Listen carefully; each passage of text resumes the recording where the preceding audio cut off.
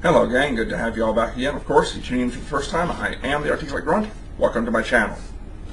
Now, residents of Portland, Oregon, as well as the Portland, Oregon Development Commission, were shocked as a thought-to-be done deal in the final stages was backed out of by Trader Joe's. Seeing this, it got me curious, and I started doing some digging, as I do, to find out what happened. Why did an $8 million construction project in a historically depressed and blighted neighborhood in northeast Portland, Oregon, suddenly get backed out of and abandoned? Turns out Trader Joe's exercised a company policy written into their contracts that if a neighborhood doesn't want them, they don't go in. And apparently the neighborhood did not want them. Now, this perception of not being wanted has come from the Portland African American Leadership Forum, which is a community representative forum based in northeast Portland, in this historically blighted community. A 2-acre, $2 million lot was made a special deal to Trader Joe's by the city, allowing them to pick up for $500,000, but expanding the requirements of construction to not just be a Trader Joe's, but to making the Trader Joe's an anchor for a new shopping center. Trader Joe's would be one of two buildings present in the shopping center. The other one would be a storefront facility for 4 to 10 new businesses, depending on how much square footage and business frontage each business used up, available to the local community. Now, the Portland African American Leadership Forum has several requirements. One, that the construction be done by a black company. That was already contracted. A local Portland black-owned construction company was already contracted to do the construction. So, not a problem. Done. They also required that employees be hired locally from within the community. That was the entire point of the development program, was to bring new, better, both low-end and higher-end jobs that paid better to the community. Done. They required that new opportunities be provided for local members of the community. I already mentioned the second building with the store frontage. So Yolanda would be able to take her beauty shop out of her living room and actually be a publicly visible, successful small business owner. And I'm giving you crap on the name, I've done several. The final couple of straws that broke the camel's back, per se, of Trader Joe was that, one, the Portland African American Leadership Forum required that Trader Joe's further expand the construction to include affordable housing for local residents. They're a grocery store chain.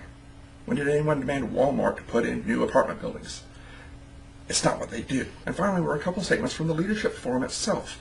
One, that they were not interested because it would increase the desirability of the neighborhood, that it would attract more whites, thus contributing to the gentrification and displacement of the African American community. The Leadership Forum also stated that they would not support and would actively oppose any proposal or project that did not solely benefit African Americans and oppressed populations, and that Trader Joe's is a white-owned company. I don't know about anybody else, but, if anyone said they would not support and would actively oppose anything in their communities that did not solely benefit whites because it might attract more blacks or Latinos to their community, the lawyers would be lining up around the corner to get their claws into that lawsuit. But because it was a African American Leadership Forum, nothing. So the end result? The community loses out because they don't want anything that won't solely benefit blacks and minorities. So it should be no surprise that the northeast portion of Portland remains a blighted community. So, discovering all this, it was no surprise to me Trader Joe's chose to pull out, although it did apparently surprise the city of Portland and the African American Leadership Forum that they pulled out rather than knuckle under the local element of racists and bigots. Though it's likely to spawn in a very negative light towards Trader Joe's by the local leadership forums, I hope the people there are smart enough and can figure out what happened. That due to racial biases, their community gets to stay blighted and depressed. That jobs that would have helped to lift them up, helped to give them good employment, are gone. Everything from the freight movers and shelf stalkers, which requires virtually no, if any, education, to the higher end positions that require basic high school skills. That the opening for local businesses to actually have successful storefronts is gone, and that an $8 million construction project that could have employed who knows how many people building the entire complex is evaporating because the company that was coming in was owned by whites and didn't solely and totally benefit no one but African Americans and oppressed minorities.